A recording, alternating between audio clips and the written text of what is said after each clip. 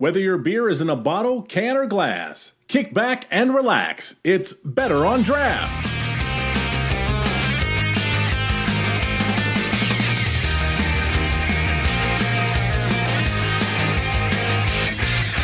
Welcome, everybody. This is episode 275 of the Better on Draft podcast. My name is Ken. Thank you so much for joining us.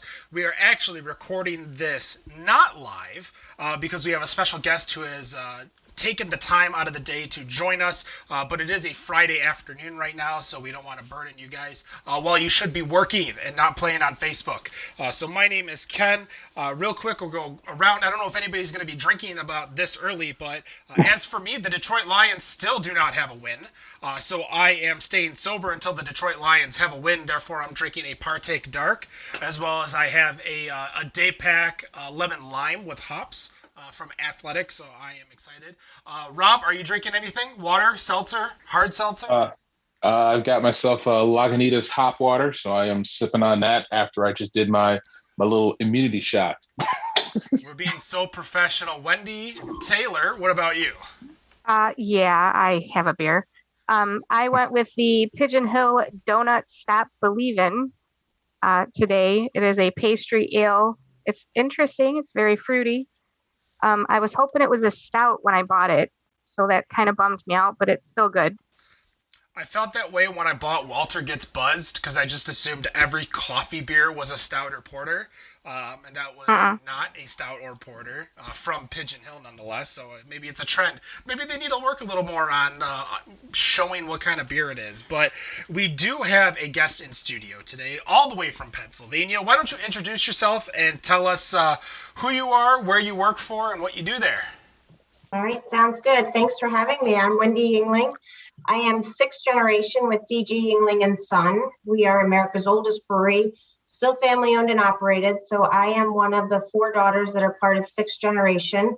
And we work in the family business alongside our dad and have the distinction of being America's oldest brewery. So we're very excited about that. We've been around for 192 years. I've worked in the business since 2004. So I currently work on our administration side. I'm Chief Administrative Officer, and I'm involved in everything from sales and marketing to HR, IT, finance, a little bit of everything. I have three sisters that also work in the business. My oldest sister is our VP of Operations. My other sister is our employee engagement and culture manager, because that's so important for us as a family business, especially having been around for so long. And my youngest sister works on the order services customer side. So we kind of have our hands in a little bit of everything, because we still feel like we're a small regional brewery in 22 states now. And I did bring a beer too. So what are you I drinking? have a Hershey chocolate porter, which is part of our collaboration with Hershey. It's a limited release that is out right now, should be in the market through Valentine's Day to be able to celebrate special occasions. So cheers. Thanks for having me. We appreciate you joining us. There's two questions that we're going to start you off with, just because you brought it up. The one, we have a lot of people in Michigan. Obviously, Yuengling is not in Michigan, but as you guys are continuously increasing production, how do you guys choose which states you're going to be moving to next, and why are you always skipping over Michigan? It's not personal, I can tell you that. It is a very disciplined and methodical process for us. We've been around for 192 years, and we're still only in actually 23 states now, plus the District of Columbia. And our breweries are both along the East Coast. We've got two in Pennsylvania and one in Tampa, Florida. And as we've expanded over the years, we've typically moved into contiguous markets where consumers are familiar with our brand. So, now we're in Ohio and Indiana. We would love to open up Michigan. I can tell you it's been on our radar and it's been in our discussions.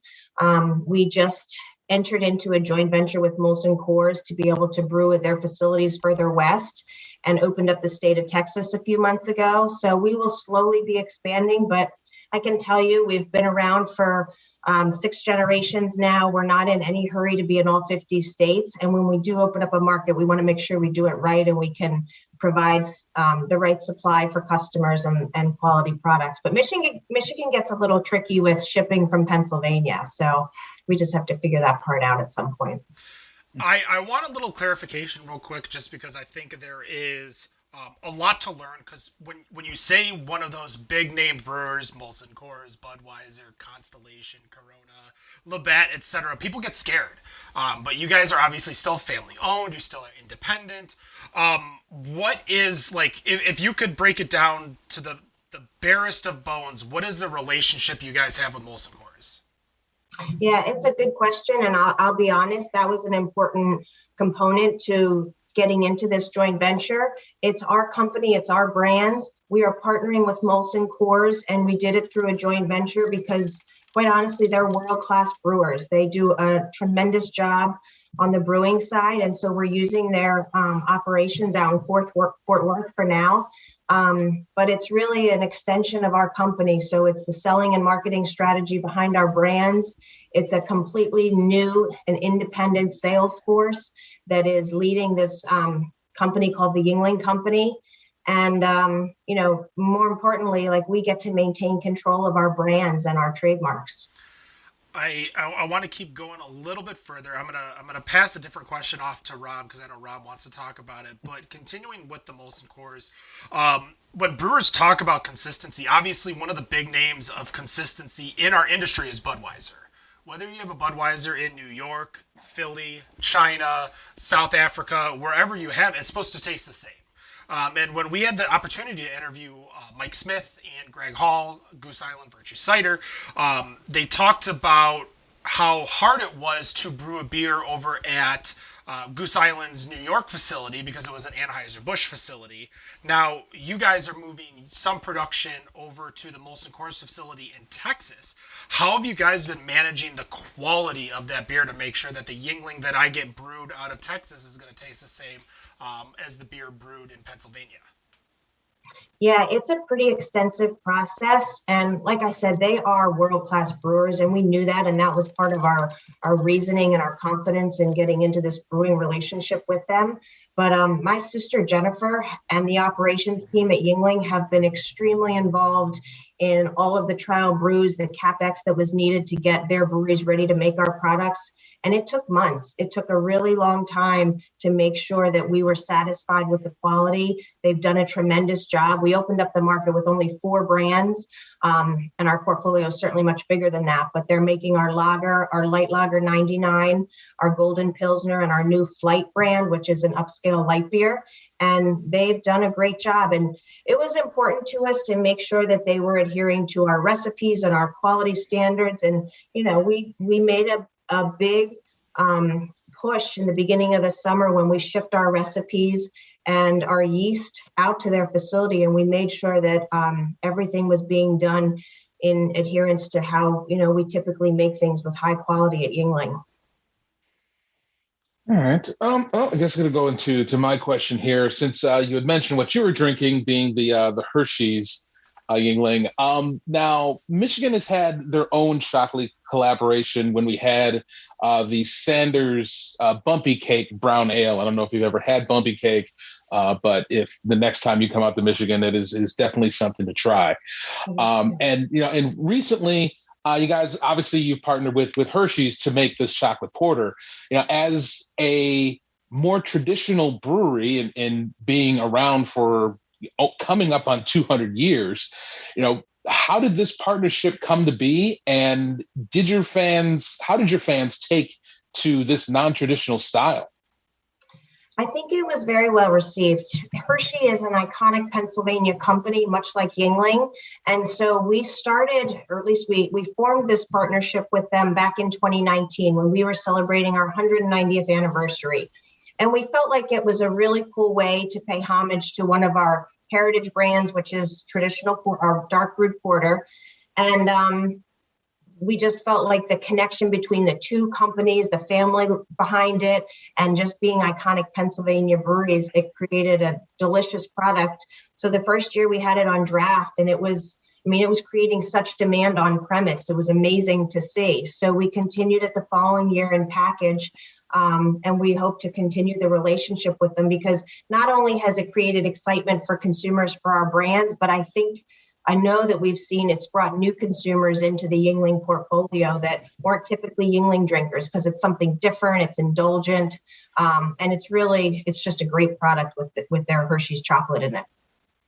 It's definitely one of those that, as Ken has already talked about with the distribution not being here in Michigan, that for those of us that are in Detroit and in the Detroit area, some will definitely make that 45-minute trip down to Toledo and hit some of the stores out there to pick up some Yuengling and bring it back. And I haven't had a chance to try the Hershey yet, so I'm looking forward to getting a shot at that.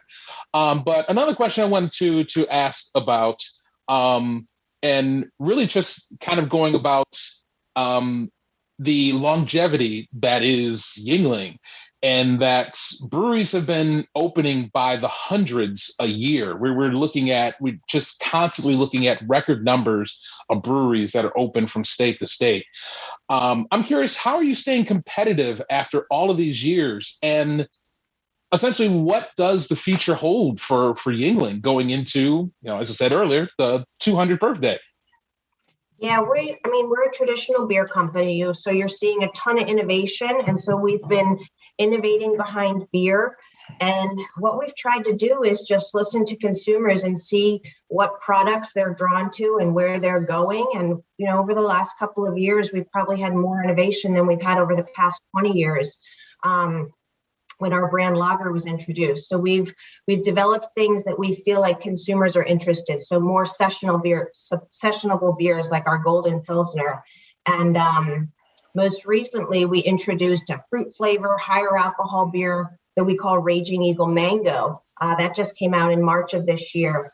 And I would say the one that we see a lot of potential behind right now is our Flight brand, which is an upscale light beer that has low carbs, low calories, and really the stats that consumers are looking for in something that's, better for you. And so we feel like if we keep playing in those spaces where consumers are going, it'll keep our brands relevant for the long term. But, I wouldn't say we're a highly innovative company. We stick to traditional beers and our brands that do well, like our lager, Light Lager 99 and Black and Tan. But where we see opportunity, we really try and make a play where consumers are going. Okay, actually, I'm going to pass it off to Wendy here because she's got a couple to ask herself. So I do have a couple of questions. Yes. If you watch earlier versions of the show, they were drinking the Black and Tan like weekly. So we're curious. As a favorite of a lot of drinkers, the Black and Tan beer cocktail is hard to come by in a bottle. How does Yuengling make it so good?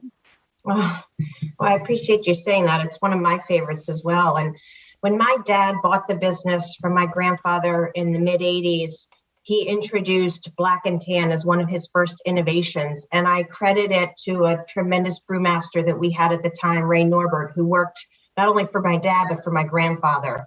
And they got the recipe just right. It's a blend of our porter, which we've been making since the repeal of prohibition, so probably since the 1800s, and our premium beer. And it's just a very smooth, easy to drink product that's just been one of my favorites over the years. And it's a staple in our core portfolio. That's awesome. Speaking of the passing down of the company, we recently saw Larry Bell sell his Bell's Brewery business to Lion after his daughter Laura had taken the reins, only to hand them back. So I'm just curious, has there ever been a question about whether or not you were going to follow in the family business? Well, fortunately for my dad, he's got 4 children. 4 daughters, which is the first time our company would transition from father to daughters as opposed to father to son. So every generation before us, it's historically been father to son. My grandfather, he worked in the business with his brother, but I would say my dad has an advantage because he's got multiple children and we're all involved in the business now. It wasn't always that way. And when he was expanding in the late 90s, I think he was probably having a lot of those similar thoughts about, is it worth keeping this going into the next generation? Is there an interest? And all 4 of us made a commitment, and we all work in the business now. And I know I can say for sure that we all feel like it's important for us that this continues into future generations because, being America's oldest brewery in sixth generation is incredibly important to us, and we take a tremendous amount of pride in that. So we're not going anywhere. That's awesome. Is there a new generation being groomed to take place when you guys are ready to move on? Yeah, they're young yet. Like they're just getting started. A few of them have spent summers learning the business. And I think one thing that my dad did very well was he didn't push any of us into the family business. We grew up working there over the summers and over breaks, and we kind of got to learn just the significance of being America's oldest brewery and the magnitude of being, fifth and sixth generation. So it developed an appreciation in us that if it had been forced, it might not have been as authentic. And so, we're trying to expose the next generation to build interest, but we're certainly not pushing them. I can't wait to see what happens. So I have one more fun question before I hand it back to Ken. Your current marketing campaign involves the phrase, bring the goods. On top of Yuengling beer, what else can the goods be for a party? Yeah, so that's a new campaign that we are just developing. We sort of teased Texas with it, bringing the goods to the new market. And honestly, I think it translates in a lot of ways. So not only is it bringing the good stuff, because we pride ourselves in making quality beers. I think there's a way to tell the story around making the goods and the employees that are part of America's oldest brewery, coming to tour America's oldest brewery and experiencing the goods. So we just feel like it was a way to showcase our brands where anywhere you take them, you'll have a good time. And we've got a beer for everyone's taste. We've got porters, we've got ales, we've got lagers, which we do well. We've got 2 really good light beers.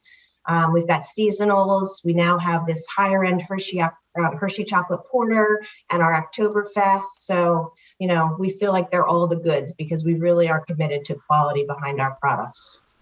Well, I want to touch on that because as followers of Better Out and Draft know, again, I made a crazy declaration that I was not going to drink any alcohol until the Detroit Lions won a game. And so far, they have disappointed me just like they do every year. But as I was kind of doing research, since Yuengling was there throughout the entire prohibition, Yuengling was making low ABV beers, but with the advantageous, the sales boom of athletic and partake and well-being, do you guys see any NA beers in your future, or even near beer that is going to come in the future of Yuengling? Yeah, I would never rule anything out with us just because we've been around for so long. I don't know that they ever anticipated making near beer or ever expected prohibition. But fortunately, my great-grandfather, who was running the business at the time, had the foresight to diversify. He actually got into the dairy business as well. And they started making 3 different kinds of near beers. So, we have those brands, we have those labels in our archives. Maybe someday that'll be an opportunity for us. So I certainly wouldn't rule it out. But right now we're very focused on our core brands, our new light beers, and especially Flight. But there's definitely something out there for lower alcohol, even non-alc beers. And most of our brands are lower alcohol, more sessionable beers. And, we try and make them so that people can enjoy, all different flavors and styles. I was again doing more research on Yuengling, and I remember walking into a Giant Eagle years ago when I saw an IPL, and I was like, one of the very first times I ever saw an IPL. And then I'm like, does Yuengling make an IPA? Do you guys have an IPA in your portfolio? We don't have an IPA, but we actually have a European, what they call a European ale, which is our Lord Chesterfield ale. And that also is one of our heritage brands that, we know they started making again at the repeal of Prohibition. So we believe it's one of our original recipes that was developed in the 1800s. We did do an IPL a few years ago when we had a seasonal program. So we had a summer wheat, we had our Oktoberfest, which we still make, and we had IPL at the time, which was a great product. It was really good, very well received. Being able to manage a seasonal portfolio was a little bit tricky, but you never know. It could come back someday. as one of the top selling styles in our country, like why aren't you? Is there just no need to because you guys sell so much of your other beer? To not make an IPA, because that's when you go to a lot of different breweries. I was on the West Coast, or excuse me, the East Coast, up in Maine and Vermont, and every brewery I went to was literally almost all IPAs. So not having an IPA in your portfolio, other than you said your Lord Chesterfield Ale is probably the closest. Is that a decision of we don't need to because we're selling everything else, or how do you make that decision? Yeah, we've talked about it quite a bit internally. There may be a day when we do make it. There's so many of them out there, and our lagers, our flagship brand, we do lagers well, and we've typically just focused on that. But you never know. We could come out with one at some point. It could be the next generation that does it. Who knows? But right now, we're really lager focused.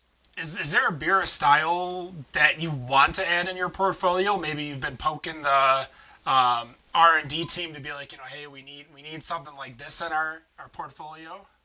Yeah, they have a few irons in the fire. I don't know that I'm allowed to share what they're working on, but there's some iterations of current brands, there's extensions, and then there's some brand new things that they've been tinkering around with, which is really exciting. What about an alt beer? I don't think there's enough alt beers in this world. Here we go. I'm a huge alt beer fan. It's a very interesting style to say the least. So when I get a chance to try an alt beer, I actually have some. You can't see it because it's behind me, behind my chair. But two local breweries did like a collaboration to show how the way you make an alt beer is the exact same way nearly you make a Kolsch, and how you can literally make these two styles, and just the little differences that you do can have two completely different beers. So I'm excited to try it, but I feel like it might be 2022 before I even get a chance to try it with my bet to myself. But Wendy, what question do you have for her? Well, I noticed that this year there was a collaboration between Yuengling and Pink Boots that created a scholarship in honor of International Women's Day.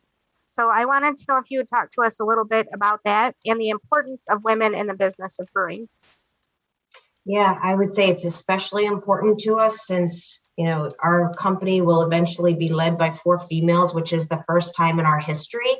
And like I said earlier, we take that very seriously. We have a lot of pride in that. And we feel like being able to help support other women and just promote diversity in our industry is really important. So we have partnered with Pink Boots, and we have a scholarship program to help support women to getting into the industry. We also support diversity in brewing through a scholarship program down in Tampa, Florida, which is our second home. And we do a scholarship with USF. They have a brewing program at their St. Petersburg campus. And that's just been a small way that we've been able to try and promote more diversity and inclusion in the industry. And, just being for women in the industry is something that we want to make sure we try and continue. Just out of curiosity, do you have any female brewers? We do, I think, down in Tampa. We've got a lot of people on the lab side, the lab tech side. We have some operations people. I'm trying to think if we have any female brewers in Pennsylvania. I don't believe that we do. I'm actually going to correct myself real quick and say women brewers. Yeah. I'm working on that. I'm a little old sometimes. So while we're continuing the conversation, there is a question that Nick always asks when he is on the show, and that is when you're not drinking Yuengling, because you want to go out there, you research and development, as a lot of brewers call it. What are some of your favorite places or styles you like to go drink and try when you're not obviously drinking Yuengling? Yeah, I get to do that when I'm traveling, since we're only in 22 states. When I'm at airports and other markets, it's nice to be able to sample what is local. For instance, when I was in Texas, I tried a lot of Shiner. I have a lot of respect for that company. But I try anything local that is unique to that area and see what we can learn. we built an app here in Michigan called the Michigan Brewery Map App, and when I was adding breweries, I realized we actually have 4 breweries in our airport, and that's Jolly Pumpkin, Atwater, Golden Biersch, and there is one more. I'd have to look at the map app to think about, but it's crazy that it's not crazy because I think a lot of people have been clamoring for craft beer at the airports, on top of just the normal things that you would get in the crafty area of your Killian's, Blue Moon, Amberbach, etc. They want something a little bit more Boston beer here in Michigan, so they want something a little bit more. So we're getting very hyper local, which I am excited for. But when you do come to Michigan, definitely use the app. You could find nearly all 400 of our breweries on that app, which is, 400. It's crazy to keep track of all that stuff, too. But continuing with a little more lighthearted questions, you guys actually had Better Than Ezra perform at your 190th birthday. You got 8 years to go before your 200th birthday and topping it off. I have a suggestion, and I'm hoping you can make this happen, because I feel like by that time, hopefully you're in Michigan. But there is a band that really celebrates both Pennsylvania and Michigan, and that's Boys to Men. Do we think we could get some Motown Philly up in for your 200th birthday? To them now. Yeah, we actually, the first time we did that summer concert celebration was in honor of our 190th, which was back in 2019. And we had intended to do it every year. And unfortunately, with COVID, we canceled it in 2020. We decided not to do it this year, but we are planning on bringing it back next year. So I can't disclose yet who's going to be performing there, but we can keep working on some band ideas for the 200th, because that'll be here before we know it. I was hoping we could get the drop awesome. on, some news articles where TMZ or whatever can be quoting us, as heard on Better on Draft. Yuengling's, 193rd birthday is going to have this, but that's okay. No exclusives there. Actually, I had a question here, because I was thinking about, because a lot of the breweries that we have been talking to this past year and a half, century, whatever you want to call this pandemic, that have been out of state, we tend to kind of go to their websites and look at their facilities and just kind of be in awe of what these places look like. But, having not had the chance to go to them is kind of sad. But one thing that I do like to ask is that, obviously, with Yuengling being the oldest craft brewery in the country, for someone who is coming out to Pennsylvania and visiting out there, what is, I guess, to you, the one thing that you want new visitors to take out of seeing the brew house, the facility, and everything that you have there?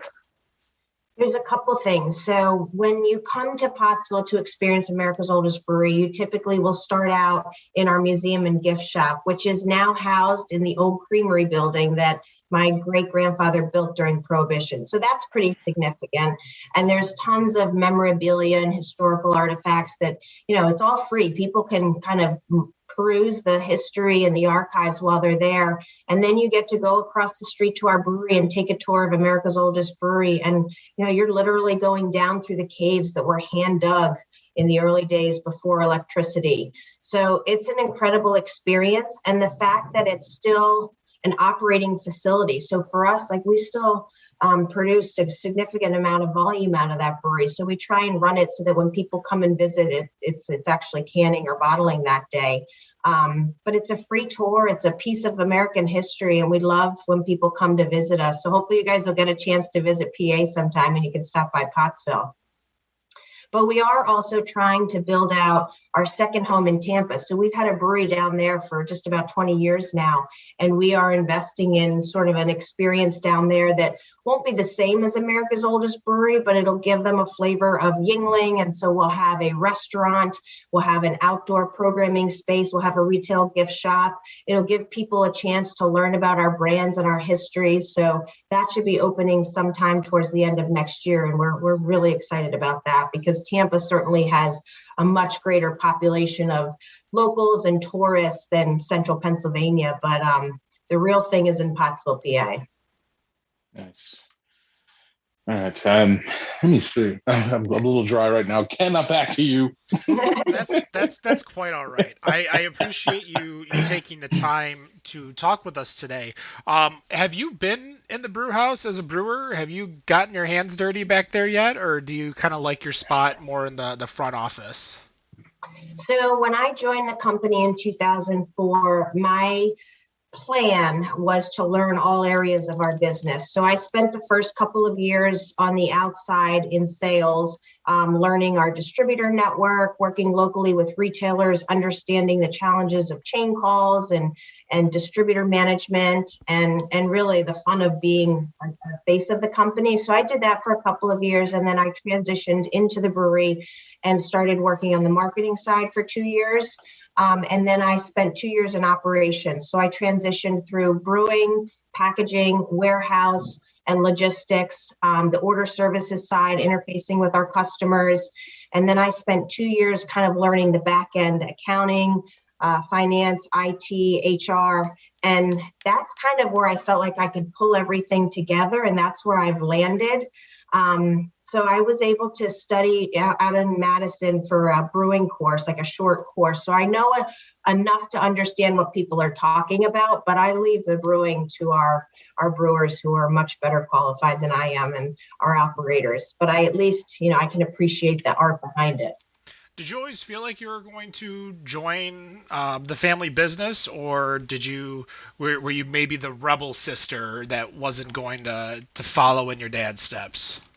Yeah, it's a great question. I would say when I was younger in college, I didn't necessarily know I would end up working for the family business. And then, honestly, it was important to me to go do my own thing, which is what I did. I worked outside of the company when I graduated, and I'm very thankful that I did. I learned a ton. I learned what it's like to work for other people and other companies. But I don't know, there was just something about having an opportunity to be part of a family legacy. And when I made the decision to join the company, we were expanding, we were buying another brewery, building another brewery. Like, there was so much excitement going on. And I felt like I just had an incredible opportunity to be a part of it. And so, I've been here now for 17 years plus. I enjoy it. What is something that maybe a misconception that a lot of people have about Yuengling that you can maybe squash here today? Because a lot of people, when they talk about, when they talk about breweries and they talk about the level of, not necessarily the level of independence, but the level of production, you guys in Boston Beer is like one specific level followed by everyone else. But I think a lot of people, for lack of better words, kind of shrug off Yuengling because it's to the 22 states that you guys are in. You see it everywhere. You see it in bars, you see it in restaurants, you see it on every single shelf. But what is maybe a misconception that a lot of people have of Yuengling? Yeah, I think that probably is a difference in perception. People think that we're bigger than we are. And if you ask us who work there, we still feel like we're a small family company. And, it's important to my dad. It's important to my sisters and I. Like, we know everybody that works there. And we've grown a lot, and it's harder as you get bigger. But it's important to us to still feel like a small regional brewery and a family company. And I think that maybe gets lost to the public sometimes because it seems like the brand is bigger than it is. But, we're roughly a 3 share in certain markets. So you think about how much potential there still is. And, we still feel like we're a relatively small company. Well, as we wrap up this interview, again, I want to thank you so much for joining us. I was hoping you would tell us today that maybe Yuengling was going to be coming to Michigan here in next month or something like that, but I guess we will continue to still sit and wait. For those in Michigan, obviously, all you got to do is go to Ohio if you need it. the first exit off of 75, there's a Meyer. That's where I get my Black and Tan all the time. I was one of the original hosts where I would be bringing back cases of Black and Tan because the beer is just so good.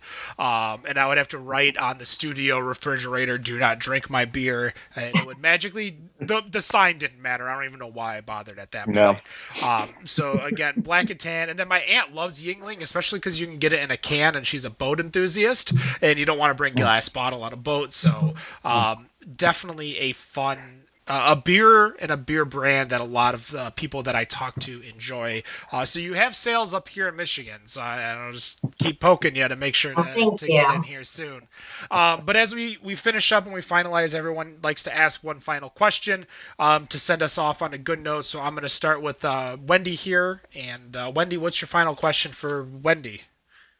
So I am going to actually reiterate what Ken said about the market up here, because I had 3 posts in my Facebook feed this morning of people in Ohio picking up Yuengling. So it is definitely, you definitely have a market here. And we don't like to drive to Ohio if we don't have to. So my question for you is, what is your favorite beer? That's a tough one. I would say right now I am probably alternating between our Flight and our Light Lager 99 just because of the stats of both. But while we have Hershey Chocolate Porter, I will indulge in that. And I am a big Black and Tan fan. So as it gets colder, I tend to drink that a lot. So I didn't answer with just one, but those would probably be my 4 at the moment. I could probably go on and on. I'm the same way. Rob, what about you? So I'm going to ask, as you mentioned about doing traveling and going from brewery to learn things, my question is kind of a fill in the blank.